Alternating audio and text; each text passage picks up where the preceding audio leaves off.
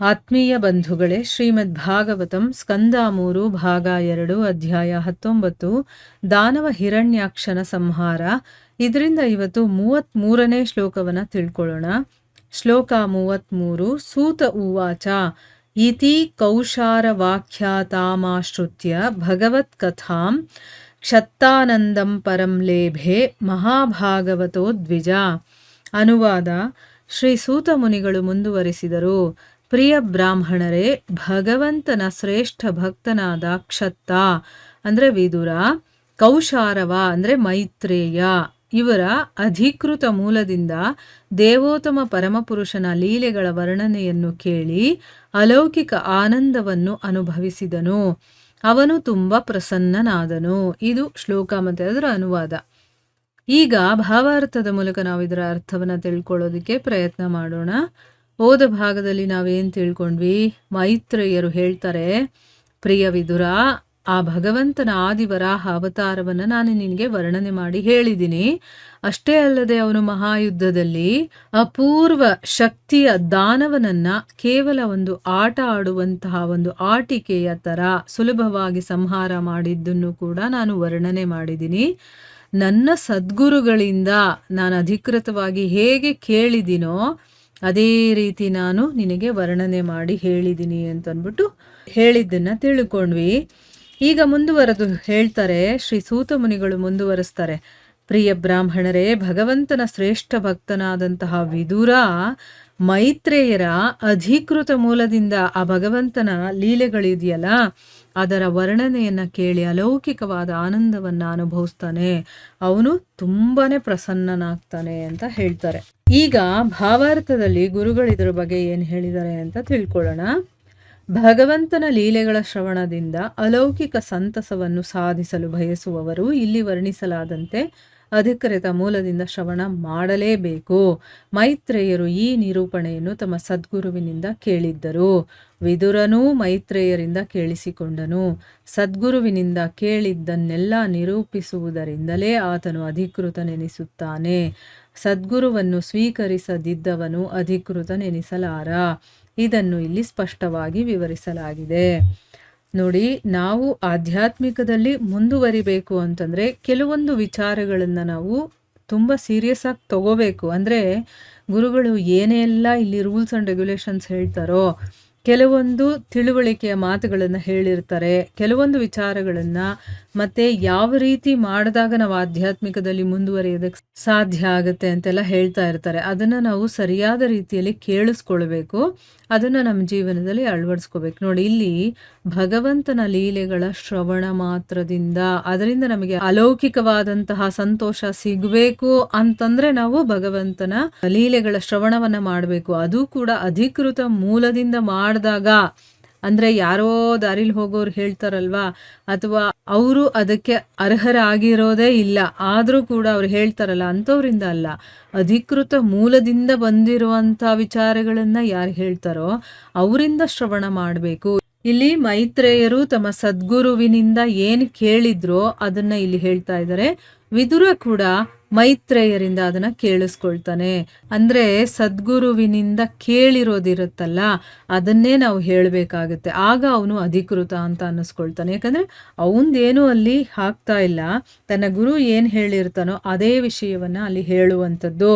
ಸದ್ಗುರುವನ್ನೇ ಸ್ವೀಕಾರ ಮಾಡಲಿಲ್ಲ ಅಂತಂದ್ರೆ ಅವನು ಅಧಿಕೃತ ಅಂತ ಅನ್ನಿಸ್ಕೊಳ್ಳೋದಿಲ್ಲ ಅನ್ನೋದನ್ನ ಇಲ್ಲಿ ಸ್ಪಷ್ಟವಾಗಿ ವಿವರಣೆ ಮಾಡಿ ಹೇಳಿದ್ದಾರೆ. ಅಲೌಕಿಕ ಆನಂದವನ್ನು ಹೊಂದ ಬಯಸಿದ ಪಕ್ಷದಲ್ಲಿ ಆತನು ಅಧಿಕೃತ ವ್ಯಕ್ತಿಯನ್ನು ಹುಡುಕಿಕೊಳ್ಳಲೇಬೇಕು. ಅಧಿಕೃತ ಮೂಲದಿಂದ ಕಿವಿಗಳ ಮತ್ತು ಹೃದಯದ ಮೂಲಕ ಶ್ರವಣ ಮಾಡುವುದರಿಂದ ಭಗವಂತನ ಲೀಲೆಗಳನ್ನು ಆಸ್ವಾದಿಸಬಹುದು. ಅನ್ಯಥಾ ಅದು ಸಾಧ್ಯವಿಲ್ಲ ಎಂಬುದನ್ನೂ ಕೂಡ ಭಾಗವತದಲ್ಲಿ ಹೇಳಲಾಗಿದೆ. ಅಂದ್ರೆ ಇಲ್ಲಿ ಅಲೌಕಿಕ ಆನಂದ ಯಾರಾದರೂ ಬೇಕು ಅಂತ ಅನ್ಸಿದ್ರೆ, ಯಾಕಂದ್ರೆ ಎಲ್ಲರೂ ಅದನ್ನ ಬೇಕು ಅಂತ ಅನ್ಸಲ್ಲ. ಅವ್ರಿಗೆ ಲೌಕಿಕದಲ್ಲೇ ಆನಂದ ಸಿಗ್ತಾ ಇರದೆ ಅಂತ ಅನ್ಕೊಂಡು ಅದರಲ್ಲೇ ಮುಳುಗಿದ್ರೆ ಯಾರು ಏನು ಮಾಡೋಕ್ಕಾಗಲ್ಲ. ಆದರೆ ಕೆಲವರಿಗೇನು ಅಂತಂದ್ರೆ ಅಲೌಕಿಕವಾದ ಆನಂದದ ಬಗ್ಗೆ ಗೊತ್ತಿರುತ್ತೆ, ಅದನ್ನ ನಾನು ಪಡ್ಕೊಳ್ಬೇಕು ಅಂತ ಅವನಿಗೇನಾದ್ರೂ ಅನ್ಸಿದ್ರೆ, ಆಗ ಅವನೇನ್ ಮಾಡ್ಬೇಕು, ಅಧಿಕೃತವಾದಂಥ ಒಬ್ಬ ವ್ಯಕ್ತಿಯನ್ನ ಹುಡುಕಲೇಬೇಕಾಗತ್ತೆ. ಯಾಕೆ ಅಂತಂದ್ರೆ, ಆ ಅಧಿಕೃತರಿಂದ ಕೇಳಿದಾಗ ಮಾತ್ರ ನಮಗದು ಅಲೌಕಿಕವಾದ ಆನಂದ ಸಿಗುವಂಥದ್ದು.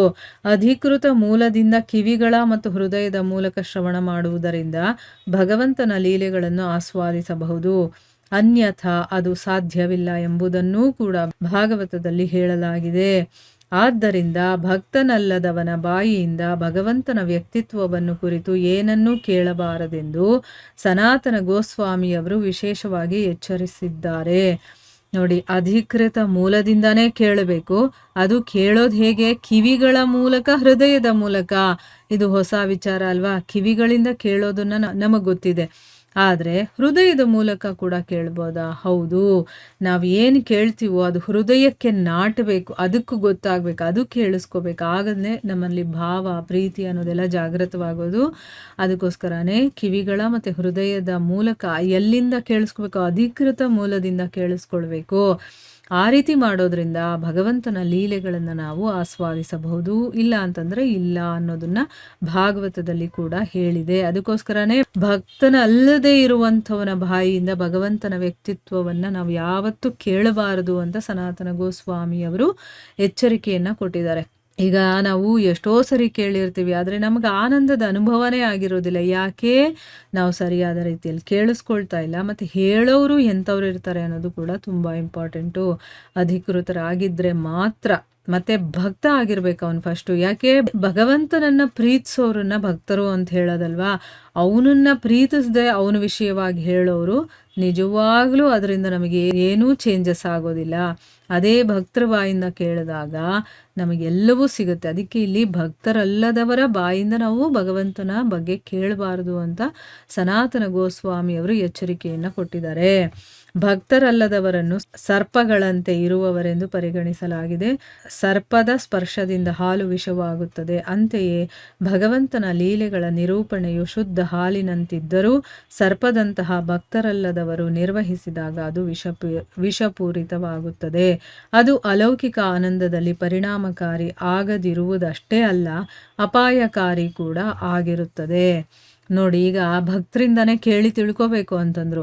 ಭಕ್ತರು ಅಲ್ಲದೆ ಇರೋರನ್ನ ಹಾವಿಗೆ ಹೋಲಿಸಿದ್ದಾರೆ. ಸರ್ಪದಲ್ಲಿ ಏನಿರುತ್ತೆ? ವಿಷ ಇರುತ್ತೆ ತಾನೇ. ಆ ಸರ್ಪ ಹಾಲಲ್ಲಿ ಬಾಯಿ ಹಾಕಿದ ತಕ್ಷಣ ಏನಾಗುತ್ತೆ? ಅದರ ಸ್ಪರ್ಶ ಆಗಿದ ತಕ್ಷಣ ಹಾಲು ವಿಷವಾಗ್ಬಿಡುತ್ತಲ್ಲ. ಅದೇ ರೀತಿ ಭಗವಂತನ ಲೀಲೆಗಳು ಅನ್ನೋದು ಹಾಲಿದ್ದ ಹಾಗೆ, ಕಲ್ಮಶನೇ ಇಲ್ಲದೆ ಇರುವಂಥದ್ದು. ಅಂದ್ರೆ ಶುದ್ಧವಾದ ಹಾಲಿನ ಹಾಗೆ. ಭಕ್ತರು ಅಲ್ಲದೆ ಇರೋರು ಸರ್ಪದ ಹಾಗೆ. ಅವ್ರೇನಾದ್ರೂ ಆ ಭಗವಂತನ ಬಗ್ಗೆ ಹೇಳಿದಾಗ ಅದು ಕೂಡ ವಿಷಪೂರಿತವಾಗ್ಬಿಡುತ್ತೆ ಅಂತ ಅರ್ಥ. ಈಗ ಅಲೌಕಿಕ ಆನಂದದಲ್ಲಿ ಪರಿಣಾಮಕಾರಿ ಆಗದೆ ಇರೋದು ಅಷ್ಟೇ ಅಲ್ಲ, ಅದು ಅಪಾಯಕಾರಿ ಕೂಡ ಆಗ್ಬಿಡತ್ತೆ ಅಂತ ಇಲ್ಲಿ ಹೇಳ್ತಾ ಇದ್ದಾರೆ. ಮಾಯಾವಾದ ಅಥವಾ ನಿರಾಕಾರವಾದಿ ಪಂಥದಿಂದ ಭಗವಂತನ ಲೀಲೆಗಳ ವರ್ಣನೆಯನ್ನು ಕೇಳಕೂಡದೆಂದು ಶ್ರೀ ಚೈತನ್ಯ ಮಹಾಪ್ರಭುಗಳು ಎಚ್ಚರಿಸಿದ್ದಾರೆ. ಅವರು ಸ್ಪಷ್ಟವಾಗಿ ಹೇಳಿದ್ದಾರೆ, ಮಾಯಾವಾದಿ ಭಾಷ್ಯ ಶುನಿಲೆ ಹಯ ಸರ್ವನಾಶ. ಭಗವಂತನ ಲೀಲೆಗಳನ್ನು ಕುರಿತ ಮಾಯಾವಾದಿಗಳ ವ್ಯಾಖ್ಯೆಯನ್ನು ಅಥವಾ ಅವರ ಭಗವದ್ಗೀತೆ, ಶ್ರೀಮದ್ ಭಾಗವತ ಅಥವಾ ಇತರ ವೈದಿಕ ಸಾಹಿತ್ಯಗಳ ವ್ಯಾಖ್ಯೆಯನ್ನು ಯಾರು ಕೇಳುವರೋ ಅವರು ನಾಶವಾಗುತ್ತಾರೆ. ಒಮ್ಮೆ ನಿರಾಕಾರವಾದಿಗಳ ಸಂಗ ಮಾಡಿದವನು ಎಂದೂ ಭಗವಂತನ ವೈಯಕ್ತಿಕ ಲಕ್ಷಣವನ್ನು, ಅವನ ಅಲೌಕಿಕ ಲೀಲೆಗಳನ್ನು ಅರಿಯಲಾರ. ಇಲ್ಲಿ ಮಾಯಾವಾದ ಅಥವಾ ನಿರಾಕಾರವಾದಿ ಪಂಥದಿಂದ ಯಾರಿರ್ತಾರೋ ಅಂಥವರ ಮೂಲಕ ನಾವು ಯಾವತ್ತೂ ಭಗವಂತನ ಲೀಲೆಗಳನ್ನ ಕೇಳಬಾರದು, ವರ್ಣನೆಯನ್ನ ಕೇಳಬಾರದು ಅಂತ ಚೈತನ್ಯ ಮಹಾಪ್ರಭುಗಳು ಕೂಡ ಎಚ್ಚರಿಕೆಯನ್ನ ಕೊಟ್ಟಿದ್ದಾರೆ. ಯಾಕೆ ಅಂತಂದ್ರೆ ಅವರು ಭಗವಂತನ ಸಾಕಾರ ರೂಪವನ್ನ ಒಪ್ಕೊಳ್ಳಲ್ಲ ಅಂತಂದ್ಮೇಲೆ ಅವನ ಲೀಲೆಗಳ ವರ್ಣನೆಯನ್ನ ಹೇಗೆ ಮಾಡ್ತಾರ ಅವರು ಅಲ್ವಾ? ಭಕ್ತರಿಂದ ಅದನ್ನ ಕೇಳಿ ತಿಳ್ಕೋಬೇಕು. ಅದಕ್ಕೆ ಅವರು ಹೇಳ್ತಾರೆ, ಮಾಯಾವಾದಿ ಭಾಷ್ಯ ಶುನಿಲೆ ಹಯ ಸರ್ವನಾಶ. ಇದು ಬಂಗಾಲಿ ಭಾಷೆಯಲ್ಲಿ ಇರುವಂಥದ್ದು. ಭಗವಂತನ ಲೀಲೆಗಳನ್ನ ಕುರಿತ ಮಾಯಾವಾದಿ ವ್ಯಾಖ್ಯೆಗಳು ಅಥವಾ ಭಗವದ್ಗೀತೆ ಬಗ್ಗೆ, ಭಾಗವತದ ಬಗ್ಗೆ, ಇನ್ನು ಬೇಕಾದಷ್ಟು ವೈದಿಕ ಸಾಹಿತ್ಯಗಳ ಬಗ್ಗೆ ಅವರು ಏನೇನು ವ್ಯಾಖ್ಯೆಗಳನ್ನು ಮಾಡಿರ್ತಾರೋ ಅದನ್ನ ಕೇಳಿದ್ರೆ ನಾವು ನಾಶ ಆಗ್ತೀವಿ ಅಂತ ಹೇಳ್ತಾರೆ. ಅಂದ್ರೆ ನಿರಾಕಾರವಾದಿಗಳ ಸಂಘವನ್ನ ನಾವು ಮಾಡಿದ್ರೆ ಅದು ಭಗವಂತನ ವೈಯಕ್ತಿಕ ಲೌಕಿಕ ಲಕ್ಷಣ ಮತ್ತು ಅದು ಅಲೌಕಿಕ ಲೀಲೆಗಳಿರುತ್ತಲ್ಲ ಅದನ್ನು ಅರ್ಥ ಮಾಡ್ಕೊಳ್ಳೋದಕ್ಕೆ ಸಾಧ್ಯ ಇಲ್ಲ. ಅವರು ಹೇಳೋ ರೀತಿನೇ ಬೇರೆ ಇರುತ್ತೆ, ಭಕ್ತರು ಹೇಳೋ ರೀತಿನೇ ಬೇರೆ ಇರುತ್ತೆ. ಅದಕ್ಕೆ ನಾವು ಭಕ್ತಿ ಮಾರ್ಗದಲ್ಲಿ ಇರೋದ್ರಿಂದ ನಾವು ಭಕ್ತರು ಹೇಳೋದನ್ನ ಸಾಕಾರವನ್ನು ಯಾರು ಒಪ್ಕೊಂಡಿರ್ತಾರೋ ಅಂಥವರ ಮೂಲಕ ನಾವು ಕೇಳಿ ತಿಳ್ಕೊಳ್ಳೋದು ಒಳ್ಳೆಯದು ಅಂತಂದ್ಬಿಟ್ಟು ಇಲ್ಲಿ ಹೇಳ್ತಾ ಇರೋದು. ಸೂತ ಮುನಿಗಳು ಶೌನಕರ ನೇತೃತ್ವದ ಋಷಿಗಳನ್ನು ಕುರಿತು ಮಾತನಾಡುತ್ತಿದ್ದರು. ಆದ್ದರಿಂದ ಈ ಶ್ಲೋಕದಲ್ಲಿ ಅವರು ಆ ಋಷಿಗಳನ್ನು ದ್ವಿಜ ಅಂದರೆ 2 ಜನ್ಮ ಉಳ್ಳವರೆಂದು ಸಂಬೋಧಿಸಿದರು. ನೈಮಿಷಾರಣ್ಯದಲ್ಲಿ ಸಭೆ ಸೇರಿ ಶ್ರೀ ಸೂತ ಮುನಿಗಳಿಂದ ಶ್ರೀಮದ್ ಭಾಗವತವನ್ನು ಶ್ರವಣ ಮಾಡುತ್ತಿದ್ದ ಋಷಿಗಳೆಲ್ಲ ಬ್ರಾಹ್ಮಣರಾಗಿದ್ದರು. ಬ್ರಾಹ್ಮಣನ ಅರ್ಹತೆಯ ಗಳಿಕೆಯೇ ಸರ್ವಸ್ವವಲ್ಲ, ಕೇವಲ ದ್ವಿಜನಾಗುವುದು ಪರಿಪೂರ್ಣತೆಯಲ್ಲ. ಪರಂಪರಾಗತ ಮೂಲದಿಂದ ಭಗವಂತನ ಲೀಲೆ ಮತ್ತು ಕ್ರಿಯೆಗಳನ್ನು ಶ್ರವಣ ಮಾಡಿದಾಗಲೇ ಪರಿಪೂರ್ಣತೆ ಲಭಿಸುವುದು. ಇಲ್ಲೇನು ಗುರುಗಳು ಹೇಳ್ತಾ ಇದ್ದಾರೆ ಅಂದರೆ, ಇಲ್ಲಿ ಸೂತ ಮುನಿಗಳು ಶೌನಕರ ನೇತೃತ್ವದಲ್ಲಿರುವಂಥ ಋಷಿಗಳ ಬಗ್ಗೆ ಹೇಳ್ತಾ ಇದ್ರು. ಆ ಶ್ಲೋಕದಲ್ಲಿ ಋಷಿಗಳನ್ನು ದ್ವಿಜ ಅಂತಂದರೆ 2 ಜನ್ಮ ಇರುವಂಥವ್ರು, ಬ್ರಾಹ್ಮಣರು ಅಂತೆಲ್ಲ ಹೇಳ್ತೀವಲ್ವ, ಅದು ಅಂತ ಇಲ್ಲಿ ಸಂಬೋಧನೆ ಮಾಡಿದ್ದಾರೆ. ನೈಮಿಷಾರಣ್ಯದಲ್ಲಿ ಸಭೆ ಸೇರಿ ಇಲ್ಲಿ ಶ್ರೂತ ಮುನಿಗಳಿಂದ ಶ್ರೀಮದ್ ಭಾಗವತವನ್ನು ಅಲ್ಲಿದ್ದಂತಹ ಋಷಿಗಳೆಲ್ಲ ಶ್ರವಣ ಮಾಡ್ತಾ ಇದ್ರು. ಆ ಋಷಿಗಳೆಲ್ಲ ಬ್ರಾಹ್ಮಣರಾಗಿದ್ರು. ಈಗ ಬ್ರಾಹ್ಮಣನ ಅರ್ಹತೆಯನ್ನು ಗಳಿಸ್ಬಿಟ್ರೆ ಆಗೋಯ್ತಾ? ಇಲ್ಲ, ಭಗವಂತನನ್ನು ಪಡಿಬೇಕು, ಅವನನ್ನು ನಾವು ನೋಡಬೇಕು ಅಥವಾ ಆ ಸಾಕ್ಷಾತ್ಕಾರ ಮಾಡಿಕೊಳ್ಬೇಕು ಅಂತಂದರೆ ಬರೀ ಬ್ರಾಹ್ಮಣನ ಅರ್ಹತೆಯನ್ನು ಪಡ್ಕೊಂಬಿಟ್ರೆ ಆಗೋದಿಲ್ಲ. ಅಂದರೆ ಬರೀ ದ್ವಿಜನ ಆಗೋದು ಪರಿಪೂರ್ಣತೆ ಅಂತ ಅನ್ನಿಸ್ಕೊಳ್ಳೋದಿಲ್ಲ. ಅದು ಪರಂಪರಾಗತ ಮೂಲದಿಂದ, ಅಂದರೆ ಯಾರಾದರೂ ಆ ಒಂದು ಹೇಳುವಂಥ ಒಂದು ಪರಂಪರೆಯಿಂದ ಬಂದಿರ್ತಾರಲ್ವ ಭಕ್ತಿಯಲ್ಲಿ, ಸದ್ಗುರುಗಳು, ಅವ್ರ ಗುರುಗಳು ಆ ಮೂಲದಿಂದ ಬಂದಿರುವಂಥ ಭಗವಂತನ ಲೀಲೆಗಳು ಮತ್ತು ಕ್ರಿಯೆಗಳನ್ನು ನಾವು ಶ್ರವಣ ಮಾಡಿದಾಗಲೇ ನಮಗೆ ಪರಿಪೂರ್ಣತೆ ಅನ್ನೋದು ಲಭಿಸೋದು. ಈಗ ಶ್ರವಣಕ್ಕೆ ಎಷ್ಟು ಇಂಪಾರ್ಟೆಂಟ್ ಇದೆ ಅಂತ ಗೊತ್ತಾಯ್ತಾ? ನಾವು ಸಾಧನೆಗಳನ್ನೆಲ್ಲ ಮಾಡಿ ರೀತಿ ನೀತಿ ನಿಯಮಗಳನ್ನೆಲ್ಲ ಫಾಲೋ ಮಾಡಿ ನಾವು ಬ್ರಾಹ್ಮಣನ ಅರ್ಹತೆಯನ್ನು ಪಡ್ಕೊಂಡಿರಬಹುದು. ಆದರೆ ಭಗವಂತನ ವಿಚಾರಗಳನ್ನು ಕೇಳೋವರೆಗೂ ನಮಗೆ ಪರಿಪೂರ್ಣತೆ ಅನ್ನೋದು ಸಿಗೋದಿಲ್ಲ. ಬ್ರಾಹ್ಮಣ ಅನ್ನಿಸ್ಕೊಂಡ್ಬಿಟ್ರೆ ಅದು ಪರಿಪೂರ್ಣತೆ ಅನ್ನಿಸ್ಕೊಳ್ಳೋದಿಲ್ಲ.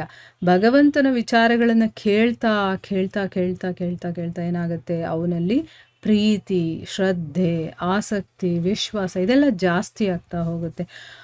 ಆಗ ನಮಗೆ ಒಂದು ಪರಿಪೂರ್ಣತೆ ಅನ್ನೋದು ಸಿಗುತ್ತೆ. ಅದಕ್ಕೆ ಶ್ರವಣಕ್ಕೆ ತುಂಬ ಇಂಪಾರ್ಟೆನ್ಸ್ ಕೊಟ್ಟಿದ್ದಾರೆ. ಅದ್ರ ಬಗ್ಗೆ ಎಲ್ಲ ಧರ್ಮಗ್ರಂಥಗಳಲ್ಲೂ ಕೂಡ ಹೇಳ್ತಾನೇ ಇರ್ತಾರೆ, ಕೇಳಬೇಕು ಕೇಳಬೇಕು ಕೇಳಬೇಕು ಅಂತ. ನಾವು ಅದೊಂದನ್ನು ಮಾಡೋದಿಲ್ಲ, ಕೇಳೋದ್ರಲ್ಲಿ ನಮಗೆ ಆಸಕ್ತಿನೇ ಇಲ್ಲ.